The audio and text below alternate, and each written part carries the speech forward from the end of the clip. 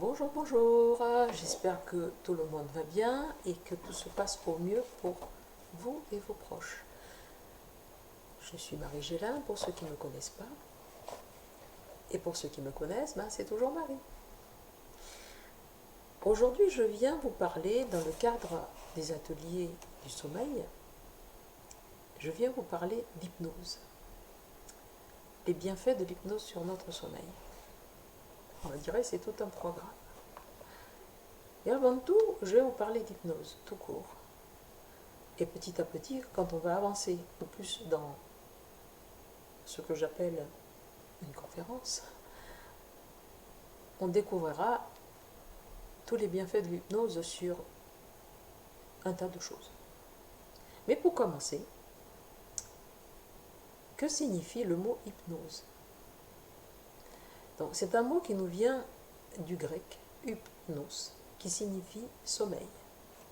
L'hypnose est un état modifié de conscience situé entre la veille et le sommeil. C'est un processus naturel que nous vivons tous les jours sans même nous en rendre compte. Je vais illustrer ce propos un peu plus tard. Et pour l'instant, l'état hypnotique est considéré comme un état d'hypersuggestibilité ou d'hypervigilance. Au cours de cet état, notre capacité de recevoir des suggestions et d'agir est beaucoup plus grande qu'à l'état ordinaire. L'hypnose permet une communication efficace entre le thérapeute et le sujet. Notre conscience étant limitée par ses croyances, le thérapeute, lors de la séance, va s'adresser au sujet pour établir un dialogue entre le conscient et la partie la plus profonde de la psyché du sujet, que l'on appelle inconscient. C'est une mine de ressources peu disponible à l'état ordinaire, à l'état d'éveil ordinaire. Cette communication permet un décodage au niveau inconscient de nature à générer des modifications et des changements durables. Pour résumer, le but de l'hypnose est de permettre au sujet d'inscrire, d'ancrer de nouveaux comportements et d'accéder aux ressources de son inconscient dans l'optique de la résolution d'un problème. Avant d'aller plus loin, j'attire votre attention sur le fait que l'hypnose ne fonctionne pas sans la volonté du sujet. Volonté de s'y soumettre et volonté de réaliser son objectif. Le thérapeute n'exerce aucun pouvoir, aucune domination. L'état hypnotique résulte de la coopération et la volonté des deux parties. Pour que le patient ou le sujet puisse se laisser guider, la confiance est la condition essentielle à la réussite. On ne peut suggérer à quelqu'un sous hypnose une action qui va à l'encontre de sa volonté. Car en effet, la personne restant consciente, elle conserve toujours son libre arbitre, ce qui est très important à savoir avant toute séance d'hypnose. Le phénomène hypnotique remonte à la plus haute antiquité. L'hypnose est pratiquée par les chamans, les Sumériens, les Égyptiens, les Grecs. On l'appelait le magnétisme animal ou encore le fluide universel. Le médecin Avicenne, au XIe siècle, est probablement le premier à expliciter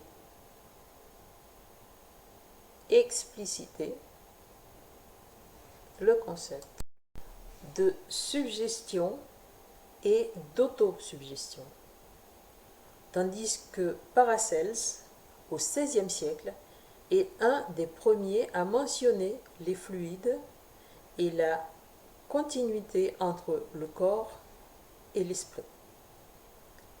C'est un autre médecin, britannique James Braid, 1837-1910, que l'on reconnaît avoir établi un usage médical fiable et d'avoir créé le mot hypnotisme pour illustrer les phénomènes décrits sous le terme de magnétisme animal. La fin du XIXe siècle voit le rayonnement de l'hypnose en France allant de pair avec celui de la médecine française, 1880-1890. Il existe plusieurs courants en hypnose. On a l'hypnose classique, c'est une hypnose très directive. L'opérateur choisit ce qui est bon ou non pour le sujet. Exemple, dors, je le veux. Il existe l'hypnose spectacle, comme la pratique Mesmer. De son vrai nom, Éric Normandin, né en 1971, c'est un artiste et un hypnotiseur québécois qui pratique l'hypnose sur scène, donc ce qu'on voit à la télé. L'hypnose où il arrive dans la salle et il fait son show. Justement, ça s'appelle l'hypnose de spectacle. Il existe aussi l'hypnose humaniste, qui est tout nouveau. Donc c'est une toute nouvelle forme d'hypnose basée sur l'utilisation de techniques hypnotiques spécifiques, dites en ouverture, qui comblent la faille naturelle entre le conscient et l'inconscient. Et le dernier courant, plutôt l'avant-dernier, c'est l'hypnose ericksonienne. Excusez-moi. Cette hypnose, c'est une hypnose qui est faite sur des suggestions indirectes, plus respectueuses du sujet. La personne apprend à avoir plus de pouvoir sur elle-même. Et aujourd'hui, c'est cette hypnose qui est le plus pratiquée par des thérapeutes, par des médecins, et ça, je vais revenir là-dessus. Toujours pour la petite histoire, donc là, ce sera l'histoire de l'hypnose ericksonienne, étant donné que c'est cette hypnose que pratiquent beaucoup de gens, dont j'en fais partie. Donc, Dr Milton Erickson, 1901-1980, est considéré comme le père de l'hypnothérapie moderne. Son influence dans le monde de l'hypnose est significative. Aujourd'hui, la grande majorité des praticiens en hypnose utilisent sous une forme ou une autre approche l'hypnose ericksonienne. Il est né au Nevada, au début du XXe siècle. Son enfance est ponctuée par des dysfonctionnements tels que le daltonisme, la dyslexie. Atteint d'une forme sévère de poliomyélite, à 17 ans, il plonge dans un coma dont il ressort paralysé. En chaise roulante, persuadé qu'il peut surmonter sa paralysie, il consacre tout son temps à stimuler mentalement ses membres, en pratiquant l'auto-hypnose. Il va durant des mois s'entraîner à retrouver sa motricité avec succès. Il devient psychiatre, il bouleverse donc la pratique de la psychothérapie, par son approche qu'il a tout d'abord testée sur lui-même, notamment au niveau de la gestion de la douleur. Il est le créateur d'une nouvelle hypnose, plus puissante et respectueuse du sujet. Ceci en passant d'une hypnose très directive, dont je vous disais tout à l'heure, avant c'était dors, je le veux, à une hypnose permissive et indirecte. Très vite, il devient l'homme des causes perdues, vers lequel sont dirigés tous les patients difficiles des États-Unis. En ce qui concerne les indications à l'hypnose ericksonienne, qu'il s'agisse d'utiliser l'hypnose pour maigrir, dormir, arrêter de fumer ou dans tout autre processus de guérison, la pratique de l'hypnose ericksonienne est considérable. Par exemple, pour améliorer nos potentiels tels que la concentration, l'apprentissage, la préparation aux examens, la gestion du stress, améliorer ou développer l'estime et la confiance en soi, la créativité, le lâcher-prise. Ici, le domaine du développement personnel est exploré avec l'hypnose ericksonienne. Pour traiter des problèmes de santé, là on va parler d'hypnose médicale, dans des troubles psychosomatiques. On a l'asthme, les migraines, les problèmes de peau, les ulcères, le bégaiement, éjaculation précoce, impuissance, vaginisme, etc. Pour des troubles fonctionnels, on a des troubles du rythme cardiaque, du sommeil, de la mémoire, l'énurésie, les sudations excessives, etc. Dans des troubles psychologiques, tels que les dépressions, les troubles névrotiques, en particulier les angoisses, syndrome du stress post-traumatique, troubles du comportement alimentaire, anorexie, boulimie, les dépendances, que ce soit des dépendances, une dépendance à l'alcool, aux drogues, au tabac, et j'en passe. L'hypnose ericksonienne s'avère être un complément utile à n'importe quelle forme de traitement psychologique, quand elle n'est pas exclusivement appliquée en tant qu'hypnothérapie. Donc aujourd'hui, de plus en plus de médecins généralistes et de psychothérapeutes utilisent l'hypnose ericksonienne, soit en complément de leur pratique professionnelle, soit en première intention. On a aussi l'hypnose contre les douleurs.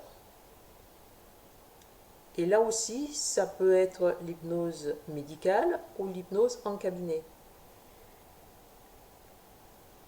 Parce que de toute façon, elle est également efficace à des fins antalgiques ou anesthésiques. Par exemple, en hypnose médicale, pour les préparations à l'accouchement, pour la chirurgie, de toutes les douleurs chroniques ou aiguës. De plus en plus d'hôpitaux aujourd'hui font appel aux hypnothérapeutes avant une intervention chirurgicale. Pour revenir au fait que l'hypnose, comme je vous disais, au fait que c'est un processus naturel que nous vivons tous les jours sans même nous en rendre compte, par exemple, quand on lit un livre, quand on écoute une musique, quand on regarde un film, tout ce qui va capter notre attention, tout ce qui va nous mettre dans un état de concentration extrême, c'est un état hypnotique. Quand on va regarder un film, même si c'est un film qu'on connaît par cœur, hein, on connaît les scènes, on connaît les dialogues, on fait le film entier. À un moment donné, il y a une action qui va se passer, on est dans l'action, on est dans le film. Mais au moment où l'action va se passer, paf, on se retrouve complètement dans un état à peu près comme ça. C'est-à-dire, on ne peut pas s'empêcher de sursauter au moment où l'action va se passer. C'est là qu'on se rend compte qu'on était complètement dans le film, et tellement dans le film, que tout ce qu'il y a autour, dans ce moment-là, était inexistant. là on peut parler d'état hypnotique. Et cet état-là, on est quasiment toute la journée, à des moments précis, on est en état hypnotique. Parfois on prend la voiture,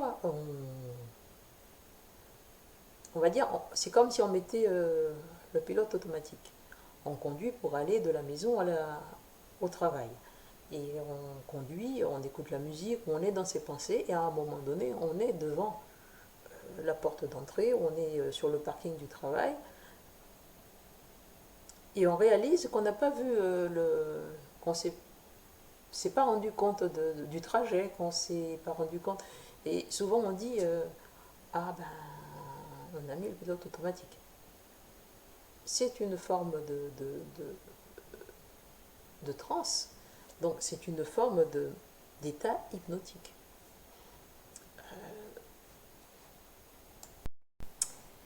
Et je reviens aussi sur la notion d'inconscient. Je pense que je ne ferai offense à personne en disant que vous savez ce que c'est. Hein. On en a, enfin, plus d'une fois dans sa vie, on en a fait l'expérience. Alors, il y a des gens qui appellent ça l'inconscient, qui appellent ça l'instinct, qui appellent ça l'intuition. On peut lui donner le nom qu'on veut. Mais cette part de nous, c'est cette partie-là qui elle sait. Consciemment, on a l'éducation, on a un tas de choses qui font qu'on est programmé à aller faire les courses, à aller faire des choses, et donc ça devient automatique. Et dans tous ces mouvements-là, on ne laisse pas de place à l'inconscient pour s'exprimer. Et donc très souvent, on met le petit vélo en route. Et donc on mouline, on mouline, on mouline. Par exemple, on pense avoir vécu quelque chose par le passé qui va faire que bon, on est traumatisé, ou on se dit bon voilà, c'est parce que j'ai vécu ça, c'est pour ça qu'aujourd'hui je ne peux pas faire ça, ou j'ai peur de. Et consciemment, on va alimenter ce fantasme, on va alimenter cette chose, alors que inconsciemment, les choses sont peut-être autrement. Très souvent, quand on a quelque chose qui nous empêche d'avancer, on va faire le pas. Hein. Souvent, les personnes vont faire le pas pour aller voir un thérapeute, entre autres un hypnothérapeute. Et ce thérapeute va accompagner la personne à aller visiter ou revisiter, mais c'est souvent à aller visiter à un moment donné cette histoire. Je m'explique. Par exemple, à 3 ans, mes parents ont voulu m'apprendre à nager, et j'ai eu peur parce que j'ai cru que j'allais me noyer, donc depuis j'ai peur de l'eau, etc. Et à partir de là, à 20, 30, 40, 50, 60 ans, je ne sais pas nager, j'ai toujours peur de l'eau. Et je vais me dire, ben oui, c'est parce que à 3 ans, j'ai été traumatisée par. Donc si un jour je décide que bon là, ça commence à bien faire, j'aimerais bien nager parce que j'aime l'eau finalement, etc. Et j'aimerais bien prendre des vacances, aller nager, je vais aller voir un thérapeute. Et ce thérapeute, son travail, ça va être de m'accompagner, d'aller visiter cette histoire que je me raconte depuis 20, 30, 40 ans. Et au moment de la séance, bien sûr, j'ai fait d'abord la démarche, donc je suis curieuse, donc je suis volontaire. Et le thérapeute va m'accompagner et donc va m'aider à questionner mon inconscient, qui, sa principale préoccupation à mon inconscient, c'est de m'aider, c'est de faire en sorte que j'aille bien et que je sois heureuse. Et donc, je fais consciemment cette démarche et mon inconscient est ravi.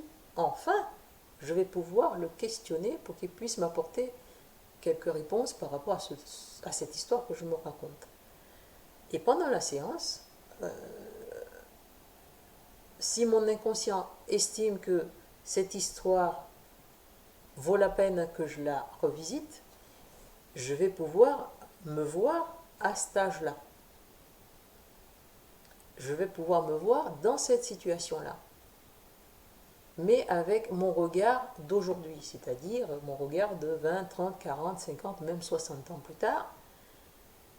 Je vais revisiter cette situation et forcément la situation sera la même, sauf que avec mon regard d'aujourd'hui, elle va me paraître quand même beaucoup moins traumatisante que la façon dont je l'ai vécue quand j'avais 3 ans. L'hypnose sert à ça. Souvent, on va revisiter quelque chose qui nous pourrit la vie, et donc en revisitant cette chose, on va prendre de la hauteur, on va prendre de la distance, et on va voir cette chose avec nos yeux d'aujourd'hui, avec toute l'expérience de la vie qu'on a eue jusque-là.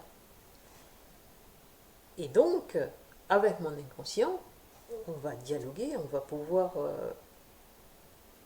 comprendre cette situation-là, et très souvent on se rend compte que le problème de la peur de l'eau ne vient pas forcément de cette histoire que je me racontais en boucle. Et une fois qu'on a trouvé la réponse à ces questions que je me posais, au moment du réveil, entre guillemets, au moment où je reprends, où mon conscient reprend le dessus, forcément, cette histoire a quand même beaucoup moins d'impact sur ma vie d'aujourd'hui, et donc j'aurais résolu ce problème-là. Ça va m'aider à aller à avancer. Ça va m'aider à aller partir en vacances et me retrouver dans l'eau, à nager avec tout le monde, parce que finalement, c'était pas ce que je croyais et le problème était ailleurs, et au passage, je l'ai résolu. Donc l'hypnose sert à ça. Et en même temps, il y a des gens qui veulent arrêter de fumer. Donc le fait de vouloir arrêter de fumer n'est pas forcément... c'est pourquoi je vais arrêter de fumer. On ne va pas forcément chercher à savoir pourquoi j'ai commencé à fumer. Quand il y a un problème, on ne va pas forcément savoir qu'est-ce qui a provoqué ce problème. Ce n'est pas important. C'est surtout comment est-ce qu'on peut faire pour voir le problème autrement. Parce qu'on ne va pas le changer, le problème. Il est là, il existe. Donc, on va le voir autrement. Et pour finir, j'espère que ça vous a apporté, ça vous a éclairé, ça vous a apporté quand même pas mal de pistes, et pour les gens qui sont curieux, d'aller chercher plus en profondeur, plus fouiller sur le sujet. Et pour finir, donc, je vais vous donner juste faire un genre de parallèle entre la méditation, pour les férus de méditation, et l'auto-hypnose, parce que il existe aussi la forme d'auto-hypnose. On apprend l'auto-hypnose, ce qui veut dire que on peut soi-même se mettre en état d'hypnose afin d'aller explorer son inconscient, afin de se programmer, afin de programmer son sommeil, afin d'apporter des réponses et de mieux se connaître. Donc l'auto-hypnose est une pratique plus variée et active que la méditation. Donc on peut la voir comme une méditation active. Des thèmes comme l'écriture automatique, les rêves lucides ou encore l'exploration des émotions sont propres à l'auto-hypnose et au développement de l'imagination qu'elle propose. Il y a toutefois un point commun. Ces deux approches permettent une connaissance de soi et un bien-être au quotidien. Vous pourriez vous initier à l'auto-hypnose afin de découvrir comment apaiser les petits maux du quotidien, justement. Donc l'auto-hypnose permet d'accéder par ses propres moyens à un état de conscience modifié, durant lequel il devient possible de s'adresser directement à son inconscient. En procédant par visualisation, ou formuler des suggestions dans un langage positif et simple. Les résultats sur notre comportement, notre santé, notre morale, etc., pourront être observés après quelques heures ou quelques jours tout au plus. Donc, je vous invite à aller faire des recherches et à découvrir cet outil qui est, à mon sens, très intéressant. Donc, que ce soit l'auto-hypnose ou l'hypnose. J'espère que vous avez pu avoir quelques réponses à quelques questions dont vous vous posez par rapport à ces pratiques. J'espère que on va pouvoir bientôt se revoir. Et pour ma part, je vous embrasse et je vous dis à très très très vite. Prenez soin de vous. À bientôt.